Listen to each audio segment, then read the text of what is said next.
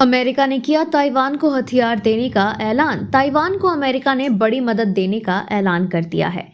Biden प्रशासन ने रविवार को $567 मिलियन की रक्षा सहायता को मंजूरी दे दी है। आए दिन चीन की धमकियों और सैन्य गतिविधियों को देखते हुए अमेरिका का यह कदम बेहद अहम माना जा रहा है। वहीं चीन लंबे समय से मांग करता रहा है कि अमेरिका ताइवान को हथियार भेजना बंद करे। इजराइल के हिजबुल्लाह कमांडर को मारने के बाद इस्लामिक दुनिया में गुस्सा। ईरान ने दी धमकी। हिजबुल्लाह के कमांडर सैयद हसन नसरल्लाह के मारे जाने के बाद इस्लामिक दुनिया में इजराइल के खिलाफ गुस्सा बढ़ गया है। पाकिस्तान, तुर्की और भारत में विरोध प्रदर्शन हुए हैं।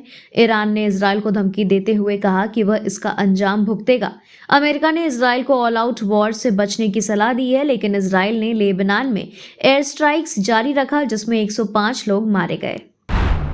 हिजबुल्लाह के घर में घुसकर इजराइल ने पीएफएलपी के 3 नेताओं को किया ढेर। लेबनान में इजराइल का हमला जारी है।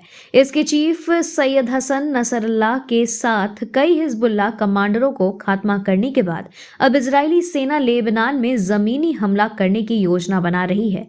सोमवार सुबह इजरायली सेना ने बेरूत में पहली बार घुसपैठ की और हवाई हमलों में एक इमारत को उड़ा दिया, जिसमें पीएफएलपी के 3 नेता मारे गए। पीएफएलपी एक आतंकी संगठन है जो खुद को फिलिस्तीनियों का हितैषी बताता है।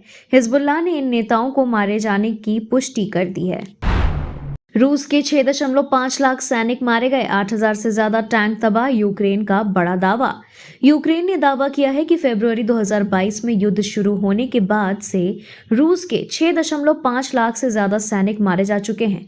यूक्रेनी सेना के प्रमुख के अनुसार 29 सितंबर को एक ही दिन में रूस के 1,170 सैनिकों को खत्म किया गया।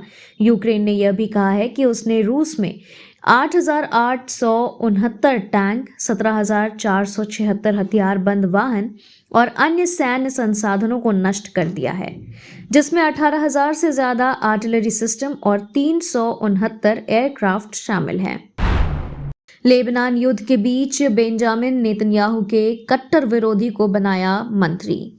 लेबनान में हिजबुल्लाह के खिलाफ चल रहे भीषण युद्ध के बीच इजराइल के प्रधानमंत्री बेंजामिन नेतन्याहू ने अपने कट्टर विरोधी गिदोन सार को मंत्रिमंडल में शामिल किया है। सार के प्रधानमंत्री के साथ तनावपूर्ण संबंध रहे हैं।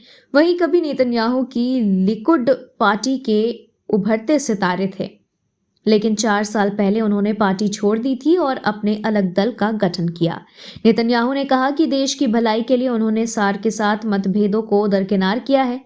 सार को बिना किसी विभाग के मंत्री बनाया गया है और वह सुरक्षा कैबिनेट का हिस्सा होंगे, जो इजराइल के शत्रुओं के खिलाफ युद्ध का प्रबंधन करेंगे।